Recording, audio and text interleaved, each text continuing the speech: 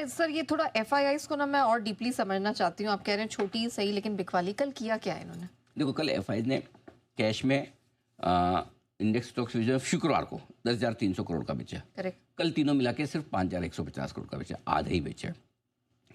Cash में भी बिकवाली की है 1,600 करोड़ के आसपास की। लोकल फंड ने उससे ज़्यादा 1,700 करोड़ की है।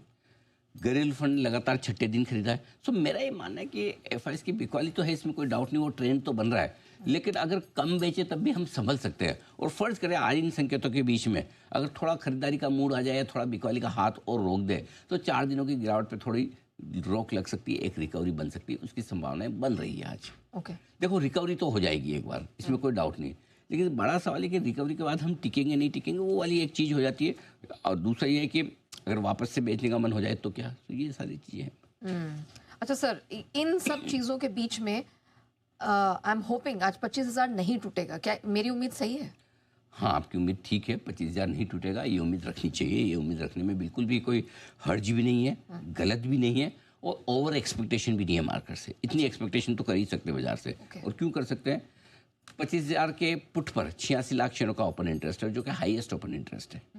नेचुरली वो एक सपोर्ट का काम करता है। अब 25,000 का मतलब ये नहीं कि 24,999 मतलब 25,000 टूट गया, और 25,001 का मतलब 25,000 होल्ड हो गया।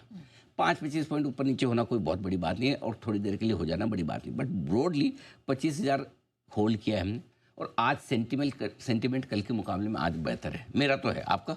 बल चलो हम दोनों का है, ठीक है। तो हमारा सेंटिमेंट बेहतर है।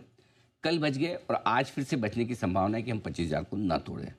रिस्क एक ही इस मार्केट में, अगर एफआईस फिर से बिकवाली के मूड में आ गए तो, क्योंकि इनका भरोसा नहीं। एक दिन कल मूड माहौल ख़राब दिख रहा था तो लेने आ गए या कम बेचा। आज मूड माहौल अच्छा दिख रहा है, थोड़ा ऊपर आ जाए, पता चला कि एकदम हम जोश खा के 25,300 350 आ गए, फिर भरोसा नहीं इनका, वापस दे दे। हाँ, एक रिस्क और है जो नेगेटिव फैक्टर आपने पूछा, जिसमें मैं बताना रह गया, मेरा ध्यान से निकल गया था, वो रशिया और यूक्रेन को लेकर है। वो मैं भूल गया। रशिया और यूक्रेन के सीज फायर पर ट्रंप ने एक धमकी दी है। उन्होंने ये कहा है भाई कि आपके पास सितंबर तक की डेडलाइन है, यहाँ से मैं 50 दिन दे रहा हूँ, चुपचाप लड़ाई बंद करो। ठीक है, नहीं बंद किया तो टैरिफ लगाऊंगा, कितना? 100%। ठीक है, किस पे? न रशिया पे न यूक्रेन पे, किस पे? जो भी देश इनके साथ बिजनेस करते हैं वो लड़ेंगे, बहुत नुकसान। हाँ, नहीं मतलब बेसिकली वो इनडायरेक्टली ट्रम्प ये कहना चाहता है भाई फाइनेंशियली इन दोनों को काट दो इनके साथ। और उनके साथ बिजनेस करने में कौन है? भारत, चीन, ब्राज़ील, टर्की, हम सब इनके बड़े। हम आजकल कितना महंगा क्रूड तो सारा हमारा रशिया से आ रहा है, मैक्सिमम, तो वहीं से ले रहे हैं 2 साल से। हाँ, सो चीन भी मंगाता है। हाँ। तो अब ये धमका रहे कि भाई इन सब पे मैं सेकेंडरी टैरिफ लगा दूंगा। इनडायरेक्टली हमें भी धमकी दी है, लेकिन 50 दिन का टाइम है। ठीक है, कहते हैं 50 दिन में तो 50 बार स्टेटमेंट बदल जाते हैं, बट ये एक हल्का सा नेगेटिव है।